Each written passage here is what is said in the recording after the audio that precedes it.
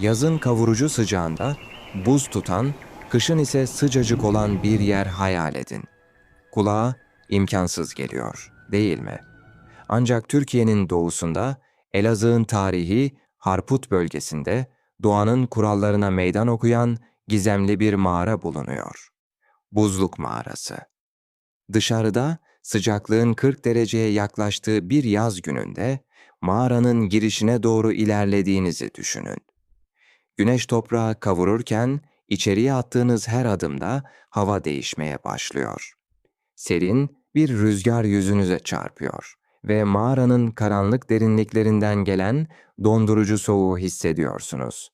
Biraz daha ilerlediğinizde ise sizi inanılmaz bir manzara karşılıyor. Kayaların arasında oluşan buz tabakaları, donmuş yüzeyler ve mağaranın soğuk havası. Sanki birkaç saniye içinde yaz mevsiminden çıkıp bambaşka bir dünyaya adım atıyorsunuz. Buzluk mağarasını bu kadar özel yapan şey, kendine özgü jeolojik yapısı ve doğal hava dolaşımıdır. Mağaranın içindeki hava hareketleri, sıcak ve soğuk havanın farklı dönemlerde mağaranın belirli noktalarında toplanmasına neden olur. Bu yüzden mağara yaz aylarında şaşırtıcı derecede soğuk, kış aylarında ise dışarıya göre daha sıcak hissedilebilir. Üstelik bu doğa mucizesi yalnızca günümüzde ilgi görmüyor.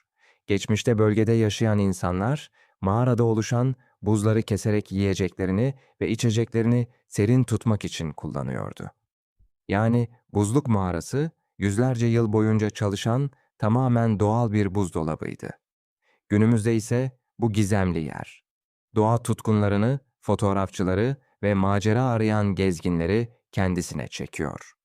Yolunuz bir gün Elazığ'a düşerse, Harput'un tarihi atmosferini keşfettikten sonra bu sıra dışı mağarayı da mutlaka görün.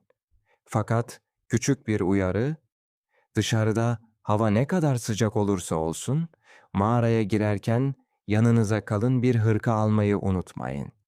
Çünkü buzluk mağarasında mevsimler bildiğiniz kurallara göre işlemiyor.